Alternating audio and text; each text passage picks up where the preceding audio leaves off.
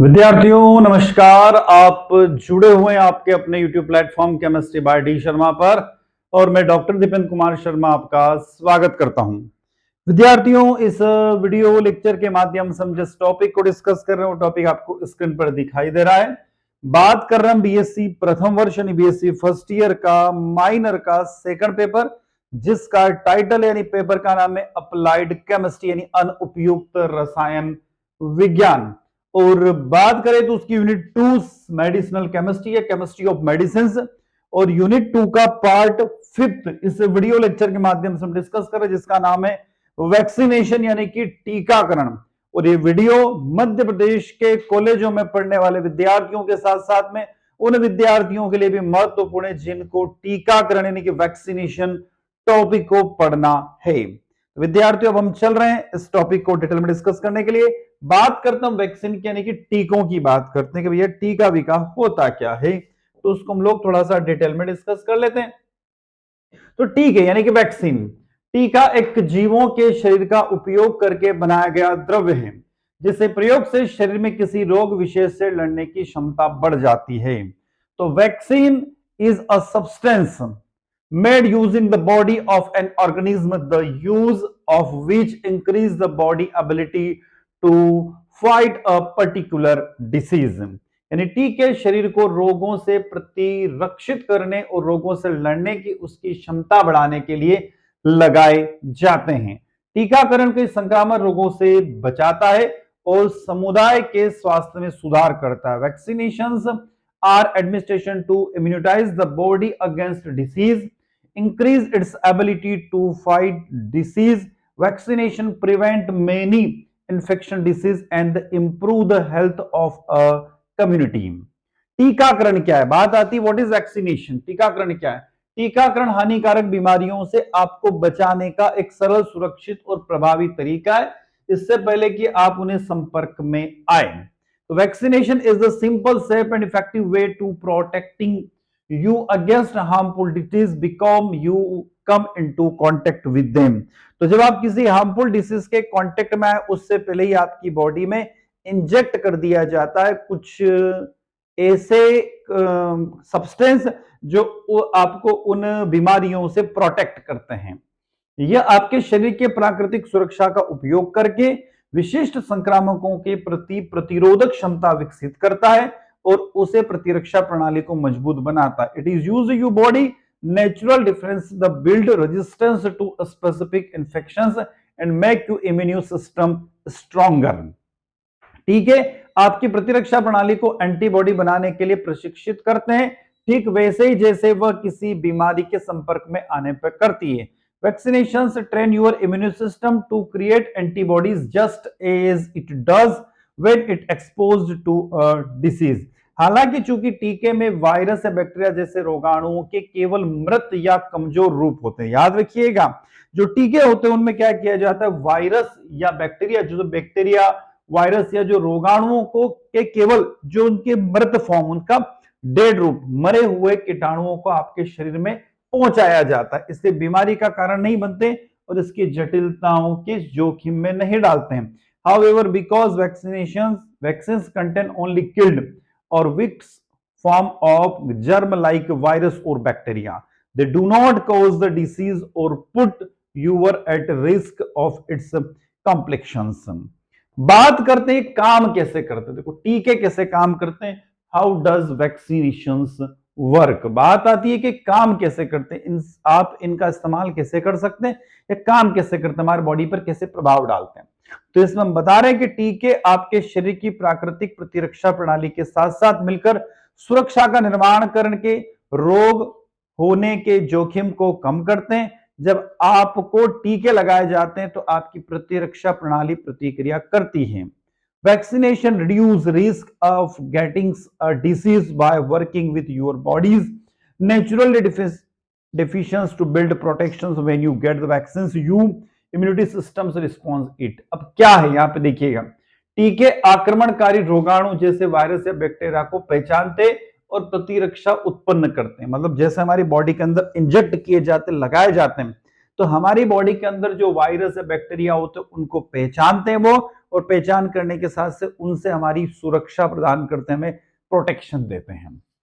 दूसरा दिया हुआ है, टीके से एंटीबॉडी बनती है। एंटीबॉडी वे प्रोटीन होते हैं जो रोगों से लड़ने के लिए प्रतिरक्षा प्रणाली उत्पन्न करते हैं। तो टीके क्या करते हैं, हमारी जो बॉडी है उसके लिए एंटीबॉडी का निर्माण कर देते हैं। क्या बना देते हैं, हमारी बॉडी में एंटीबॉडी डेवलप कर देते हैं। जो एंटीबॉडी जो होती है एक तरीके से प्रोटीन होते हैं जो हमारे बॉडी के अंदर जो रोग होते हैं, जो डिसीज होते हैं, उनसे लड़ने की क्षमता को वो उत्पन्न कर देती है। टीके रोगों और उसके लड़ने के तरीके को याद रखते हैं। ध्यान रखना, अलग अलग टीके के अपने अलग अलग काम होते हैं। टीके बहुत सारे तरीके के लगाए जाते हैं तो उनके अलग अलग काम है। ठीक है, तो जैसे कोई हम बोलते हैं कोई चेचिस का टीका लगाया ना, तो अलग अलग टीके लगते हैं। यदि भविष्य में आप रोगाणुओं के संपर्क में आते हैं तो आपकी प्रतिरक्षा प्रणाली आपकी बीमारी होने से पहले उसे नष्ट कर देती है। जैसे कोविड-19 का टीका हम लोगों ने लगाया था, तो कोविड-19 में भी मामला यही है कि जब आप कोविड-19 के कांटेक्ट में आओगे तो वो उसको पहचान लेगी भैया कौन सा वायरस आपके कांटेक्ट में आ रहा है, और उनसे आपकी बॉडी को वो प्रोटेक्ट करती है, रक्षा करता है। तो आगे देखिएगा, इसलिए टीका शरीर में बिना किसी बीमारी के प्रतिरक्षा प्रतिक्रिया उत्पन्न करने का एक सुरक्षित तरीका है। टीका क्या है, हमारी बॉडी के अंदर, हमारी खुद की बॉडी के अंदर एंटीबॉडी डेवलप कर देता है। कौन, टीका। तो ये इसका टीके का काम होता है। हमारी प्रतिरक्षा प्रणाली याद रखने के लिए डिजाइन की गई है। एक बार टीके की एक या अधिक खुराक लेने के बाद हम आमतौर पर वर्षों तक या दशकों या यहां तक कि जीवन भर किसी बीमारी से सुरक्षित रह सकते हैं। जैसे पोलियो की दवा पिलाई जाती है, तो पोलियो की दवा भी एक तरीके का टीका है। वो क्या है, टीका है। तो यदि पोलियो की दवा हम बोलते हैं कि 0 से 5 वर्ष के बच्चों को पोलियो की दवा पिलाना चाहिए, तो पोलियो की दवा यदि हम पिलाते तो उससे क्या होगा, उससे होता है कि व्यक्ति जीवन भर तक उस पोलियो जो डिसीज है उससे वो सुरक्षित हो जाता है। हम देखते हैं कि अधिकतर टीके जो होते हैं बच्चों को 1 महीने से लगाकर, या फिर उसके जो 0 डेज जिस दिन वो पैदा होता है वहां से लगाकर 2 वर्ष या 5 वर्ष तक अलग अलग महीनों में, अलग अलग सप्ताह में, ठीक है, डे वाइज उसके टीके लगते हैं। तो वो टीके उसको पूरी लाइफ साइकिल तक उसको प्रोटेक्ट करने का काम करते हैं। तो जीवन में यदि आपके एक बार टीका लग गया मतलब वो आपको आगे प्रोटेक्ट करेगा, सुरक्षा देगा। आगे देखते हैं, यही बात है कि टीकों को इतना प्रभावी बनाते हैं।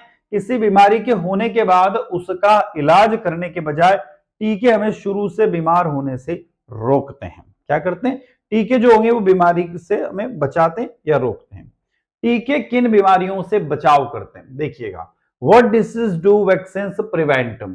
टीके कई अलग अलग बीमारियों से बचाते हैं जिनमें शामिल है गर्भाशय ग्रीवा कैंसर, हेजा, कोविड-19, डिप्थीरिया, इबोला वायरस रोग, हेपेटाइटिस बी, इन्फ्लुएंजा, जापानी इंसेफ्लाइटिस, खसरा, मेनिंजाइटिस, कड़माल, काली खांसी, pneumonia, polio, rabies, rotavirus, rubella, tetanus, typhoid, वेरिसिला और येलो फीवर, पित्त ज्वर जिसे कहते हैं। कोविड-19 तो अपने आप में ही सही। तो देखो टीके जो है, अब कुछ ही हमने बीमारियों के नाम लिखे, बहुत सारी इसके अलावा होती हैं। क्या कह रहे हैं हम लोग, यहां पर देखो टीके कई अलग अलग बीमारियों को बचाते हैं, अभी हमने कहा। तो कौन से, vaccination protect against many different classes including, हमने बोला गर्भाशय ग्रीवा कैंसर जो होता है, हेजा, कोविड-19, diphtheria, Ebola virus, hepatitis B, influenza, जापानी एंसेफ्लाइटिस, खसरा, है ना, उसके बाद कंठमाल, काली खांसी, pneumonia, polio, rabies, rota virus, rubella, tetanus, typhoid, वेरिसिला और येलो फीवर। कुछ अन्य टीके वर्तमान में विकास के चरण में हैं, कुछ बहुत सारे भी डेवलप हो रहे हैं धीरे धीरे, या प्रायोगिक तौर पर उनको कुछ परीक्षण उनके किए जा रहे हैं, जिनमें जीका वायरस या मलेरिया से बचाव के टीके भी शामिल है, जिनकी डिस्कवरी वर्तमान में प्रचलित है, यानी कि चल रही है। लेकिन अभी तक वैश्विक स्तर पर या व्यापक रूप से ये टीके अवेलेबल नहीं है, उपलब्ध नहीं है। टीके के प्रकार क्या, टाइप्स ऑफ वैक्सीन, कई अलग अलग प्रकार के टीके होते हैं। हर प्रकार का टीका आपकी इम्यून सिस्टम को या आपके जो एंटीबॉडी उसको डेवलप करता है। कुछ खास प्रकार के कीटाणु और उनके कारण होने वाली गंभीर बीमारियों से लड़ने के तरीके सिखाने के लिए बनाए जाते हैं। तरीके मतलब टीकों को क्या शानदार तरीके से डेवलप किया गया है। आप देखिए, टीकों को इस तरीके से डेवलप किया गया है कि वो पर्टिकुलर बीमारी को पहचानेंगे और आपको उस बीमारी से लड़ने की क्षमता को उत्पन्न कर देते हैं। जब वैज्ञानिक टीके बनाते हैं तो वे निम्नलिखित बातों पर विचार करते हैं। आपकी प्रतिरक्षा प्रणाली रोगाणु के प्रति कैसी प्रतिक्रिया करती है, ठीक है ना। तो इसमें how your immune system response to the germ. अगला, इस रोगाणु के विरुद्ध किस टीके लगवाने की आवश्यकता है। मतलब बात हो रही है who needs to the vaccine against the germ, मतलब किस बीमारी के लिए कौन सा टीका लगाया जाए, वो अलग अलग बनाए गए। देखो आप खास बात है, टीके बनाने के लिए सर्वोत्तम तकनीक इस्तेमाल की जाती है। The best technology approaches to create the vaccine. इनमें से कई कारक के आधार पर वैज्ञानिक तय करते हैं कि वे किस प्रकार का टीका बनाएंगे। Based on the number of this factor scientist decide which type of the vaccine they will make. टीके कई प्रकार के होते हैं। देखो यहां पर हमने क्लासिफिकेशन दे रखा है, 6 प्रकार के टीकों का क्लासिफिकेशन बताया गया है। हमारी जो मेडिसिनल केमिस्ट्री है, हमारी जो मेडिसिन है, या हमारी जो रसायन विज्ञान है, उसके अंतर्गत कौन कौन से निष्क्रिय टीके, इनएक्टिव वैक्सीन, जीवित क्षणिक टीके, ठीक है। उसके बाद यानी कि लाइव एंटीट्यूड्स वैक्सीन, उसके बाद मैसेंजर आरएनए वैक्सीन, है ना। उसके बाद सब unit, recombinant, polysaccharides and conjugated vaccine. पांचवी होती टॉक्सिडाइड वैक्सीन, और छठा वायरल वेक्टर वैक्सीन। तो 6 प्रकार के टीके शामिल किए गए हैं। कुल मिलाकर कितने प्रकार के बता रहे हैं हम लोग, 6 प्रकार के टीके शामिल किए गए हैं हमारे जीवन में इस्तेमाल आने वाले। सबसे पहले बात करते हैं, इनको डिटेल में डिस्कस करते हैं। इनएक्टिव वैक्सीन, निष्क्रिय टीके। निष्क्रिय टीके रोग उत्पन्न करने वाले रोगाणुओं के मृत संस्करण का उपयोग करते हैं। मतलब जो डेड बॉडी है ना, कुल मिलाकर जो, जैसे में हम कह सकते हैं कि मलेरिया फैलाने वाली कोई मच्छर है, जैसे मतलब मादा एनाफिलीज मच्छर, तो उस मादा एनाफिलीज मच्छर का जिसके कारण वो हमारी मलेरिया फैलता है, उसका डेड बॉडी को इस्तेमाल करते हैं, उसके मृत संस्करण को इस्तेमाल किया जाता है। निष्क्रिय टीके आमतौर पर जीवित टीकों जितने मजबूत प्रतिरक्षा प्रदान नहीं करते। Inactive vaccine usually don't provide immunity that as the stronger as the live vaccine. इसलिए बीमारियों के प्रति निरंतर प्रतिरक्षा बनाए रखने के लिए आपको समय समय के साथ में खुराक यानी बूस्टर डोज लेना पड़ सकते हैं। So you many needed several doses over time booster shots in order to the get ongoing immunity against the disease. निष्क्रिय टीकों का उपयोग निम्नलिखित से बचाव के लिए किया जाता है। किसके लिए? हेपेटाइटिस ए के लिए, फ्लू के लिए, पोलियो के लिए और रेबीज के लिए। आया समझ में? तो ये इसको बोलते हैं निष्क्रिय टीके, इनमें शामिल किए गए। उसके बाद है live attenuated vaccine, live antidotes vaccine, जीवित क्षणिक टीके। जीवित टीके रोग उत्पन्न करने वाले रोगाणुओं के कमजोर रूप का उपयोग करते हैं। मतलब जो रोग पैदा करने वाले जो रोगाणु है ना, यानी हम लोग कहे तो जर्म जो हैं, उनके जो कमजोर फॉर्म है उसका इस्तेमाल किया जाता है। चूंकि ये टीके प्राकृतिक संक्रमण से बचाव में मदद करते हैं, इसलिए एक मजबूत और दीर्घकालिक इम्यूनिटी सिस्टम को डेवलप करते हैं। ध्यान रखना, है ना, इम्यूनिटी सिस्टम को डेवलप करते हैं। ज्यादातर जीवित टीके को सिर्फ 1 या 2 खुराक आपके किसी रोगाणु और उसके होने वाले बीमारियों से जीवन भर सुरक्षा प्रदान कर सकते हैं। ओनली 1 to 2 डोज इसका इस्तेमाल किया जाता है पूरे लाइफ टाइम के लिए, हमारे पूरे जीवन में। जीवित टीकों का उपयोग निम्नलिखित से बचाव के लिए किया जाता है। खसरा, कंठमाल, रूबेल्स, उसके बाद रोटा वायरस, चेचक, छोटी माता यानी चिकन पॉक्स जिसे हम बोलते हैं, और येलो फीवर इसमें इस्तेमाल किया जाता है। उसके बाद तीसरा नंबर पर आता है मैसेंजर आरएनए टीके, जिन्हें हम एमआरएनए टीके भी कहते हैं। शोधकर्ता दशकों से एमआरएनए टीकों पर अध्ययन और कार्य कर रहे हैं, और इस तकनीक का उपयोग कुछ कोविड-19 टीकों को बनाने के लिए भी किया गया था। एमआरएनए हम कहे तो कोविड-19 का टीका किसके ऊपर बेस्ड है? तो एमआरएनए के ऊपर बेस्ड, याद रखिएगा। एमआरएनए टीके प्रतिरक्षा सिस्टम को एक्टिव करने और प्रोटीन को डेवलप करने का काम करते हैं। MRNA vaccine make protein in order to triggers an immunity response. अन्य प्रकार के टीकों की तुलना में एमआरएनए टीकों के कई लाभ है, जिनमें कम निर्माण समय शामिल है, और क्योंकि इनमें कोई जीवित वायरस नहीं होता है। खास बात, एमआरएनए में कोई भी जीवित वायरस नहीं इस्तेमाल किया जाता, इसलिए टीका लगवाने वाले व्यक्ति को बीमारी पैदा होने का कोई भी जोखिम नहीं होता है। एमआरएनए टीकों में जो शामिल किया गया उसमें कोविड-19 है। उसके बाद आता है सब unit recombinant polysaccharides and conjugated vaccine. सब यूनिट पुनः संयोजक पॉलीसेकेराइड और संयुग्मन टीके। सब यूनिट रिकॉम्बिनेंट पॉलीसेकेराइड और संयुग्मन टीके रोगाणु के विशिष्ट टुकड़ों का उपयोग करते हैं, जैसे प्रोटीन, चीनी मतलब पॉलीसेकेराइड्स, या कैप्सिड्स, रोगाणु के चारों ओर का एक आवरण। चूंकि ये टीके रोगाणुओं को केवल विशिष्ट भागों का उपयोग करते हैं, इसलिए रोगाणु के प्रमुख भागों पर लक्षित एक बहुत ही मजबूत इम्यूनिटी सिस्टम को डेवलप कर देते हैं। इनका उपयोग लगभग हर उस व्यक्ति पर किया जा सकता है जिन्हें इनकी आवश्यकता है, जिनमें कमजोर प्रतिरक्षा प्रणाली वाले और दीर्घकालिक स्वास्थ्य समस्या वाले लोग भी शामिल हैं। इन टीकों की एक सीमा यह भी है कि बीमारी से निरंतर सुरक्षा पाने के लिए आपको बूस्टर शॉट्स की आवश्यकता हो सकती है। इन टीकों का उपयोग निम्नलिखित बीमारियों में किया जाता है। हिब यानी हीमोफिल या influenza type B disease, hepatitis B, उसके अलावा एचपीवी, ठीक है, ह्यूमन पेपिलोमा वायरस, काली खांसी जैसे डीटीएपी का हिस्सा संयुक्त, उसके बाद न्यूकोकोकम रोग और मेनिंगोकोकल रोग, और उसके बाद दाद, इनके लिए इस्तेमाल किया जाता है। नेक्स्ट है टॉक्सॉइड वैक्सीन।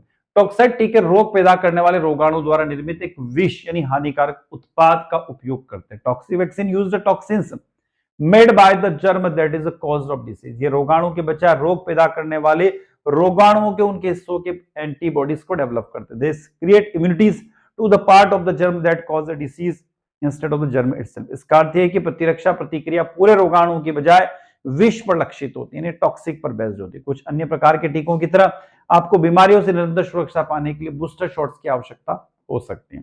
इसमें कौन से डिप्थीरिया और धनुस्तंभ इस्तेमाल किए जाते हैं।